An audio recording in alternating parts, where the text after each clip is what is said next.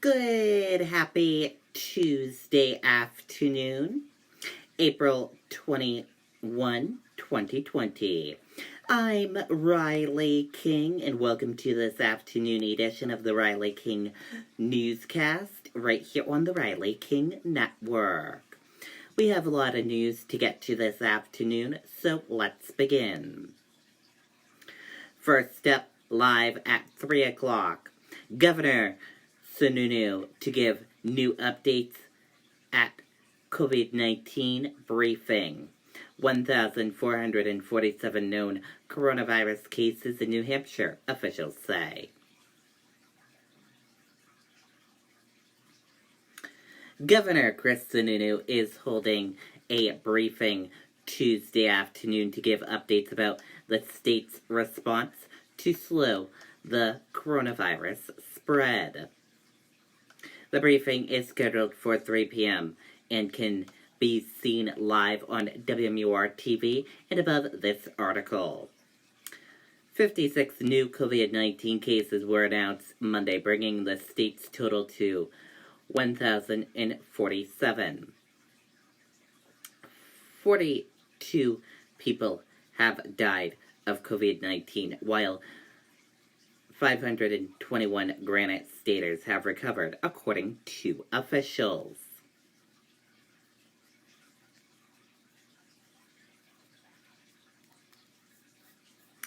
And now let's take a look at your COVID-19 in New Hampshire, what you need to know. And here's a look at that COVID-19 in New Hampshire, what you need to know.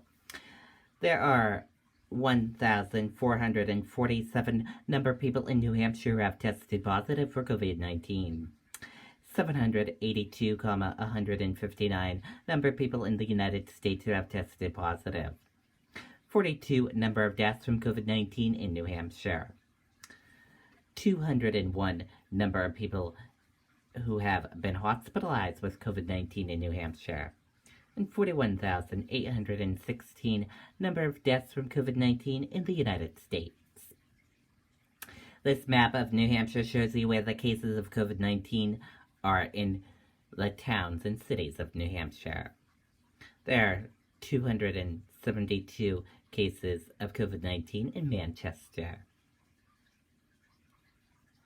New cases each day in New Hampshire. In the purple, daily new positive COVID-19 cases. In the orange, new hospitalizations. And in the red are the deaths. Common symptoms: fever, lack of smell, cough, and difficult breathing. How it spreads. And prevention tips.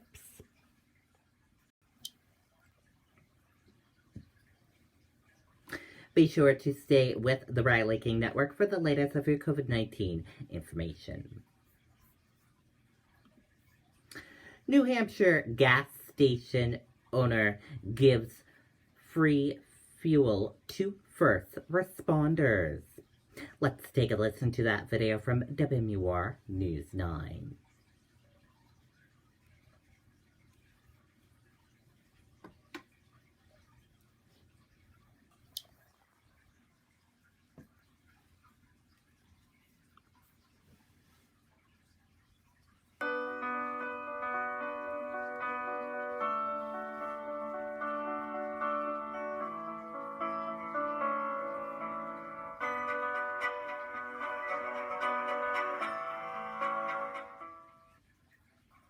A local gas station owner saying thank you to first responders today with gas on the house. The owner of this mobile station on Eddy Road in Manchester and another Irving station on Lake Avenue gave free gas to police and firefighters. The owner belongs to a global volunteer organization that believes in helping others.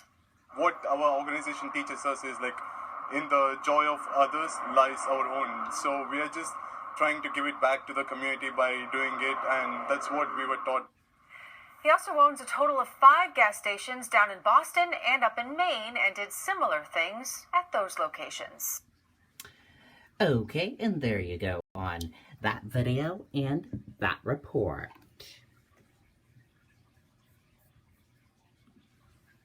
Massachusetts schools closed for rest of academic year as coronavirus cases surge.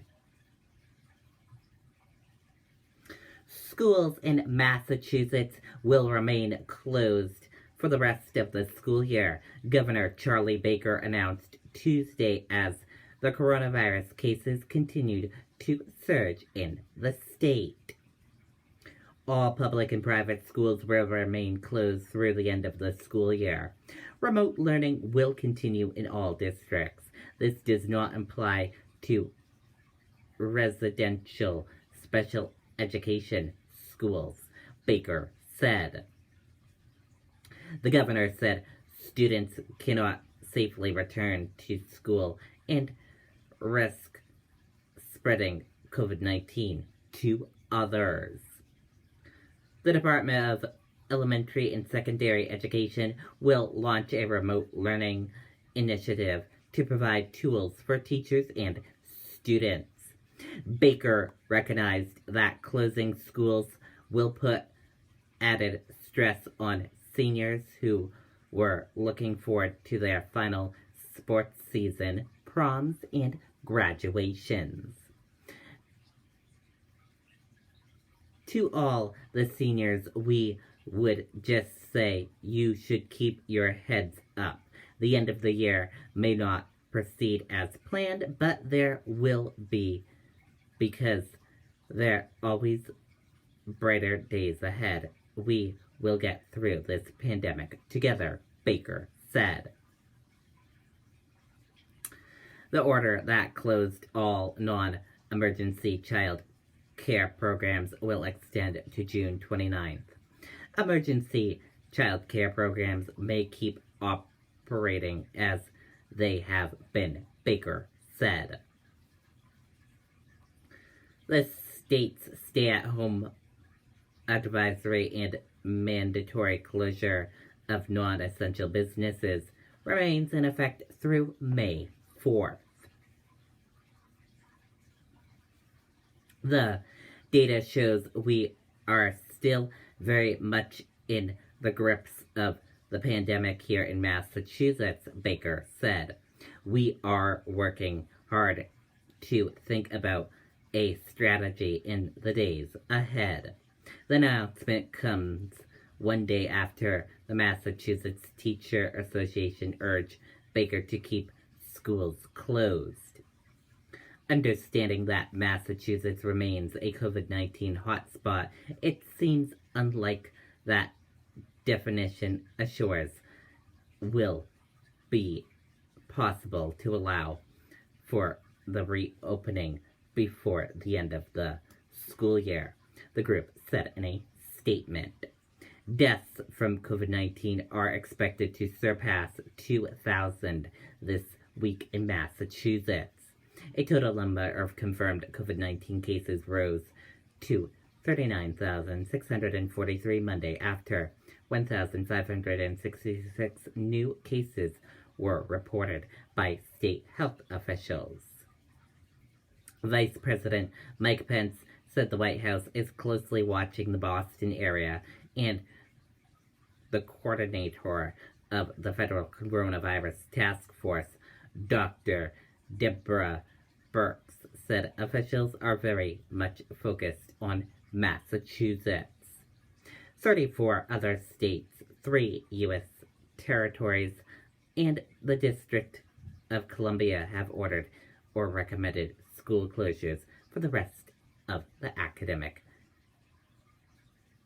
year, according to the Education of Week.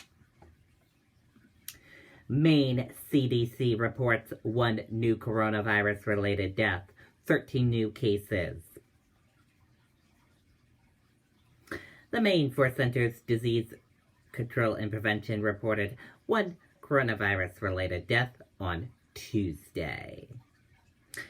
The Maine CDC website reported that confirmed cases rose to 888, an increase of 13 cases from Monday.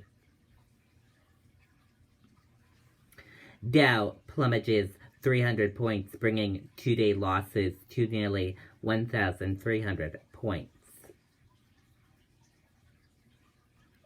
U.S. stocks fell sharply once again on Tuesday as oil prices continued their unprecedented wipeout. Outbreaks reported at meat plant in 7 states. Let's take a listen to that video from ABC News.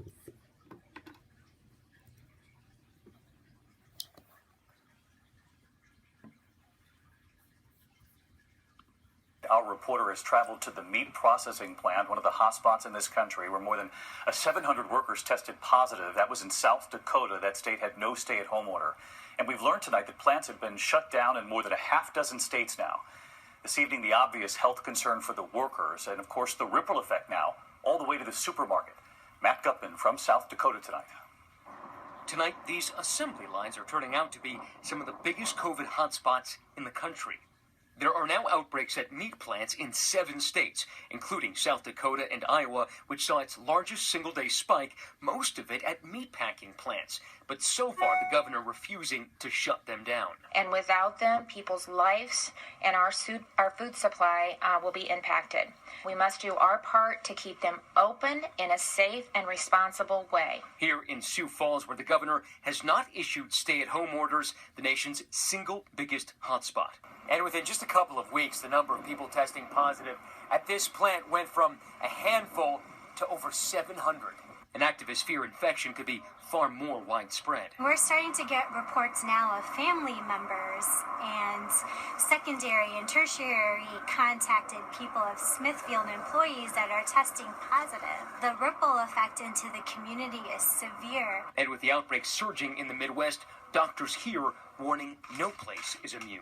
There's no part of rural America, urban America that it's not going to affect. It's just part of who we are now. And David, for those concerned, the CDC says there is no evidence that the virus can be transmitted through food or that it can live on packages for very long. And employees who say they might have to go back to work here in the next couple of days at this plant or plants across the Midwest tell us they're concerned of additional outbreaks, that they could be infected by fellow employees who are asymptomatic.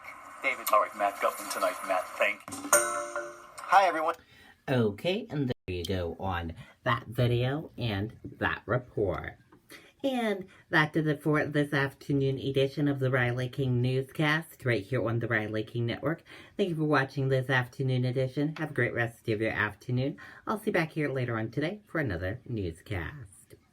And I'll have a news report coming up in a little bit. Goodbye, everyone.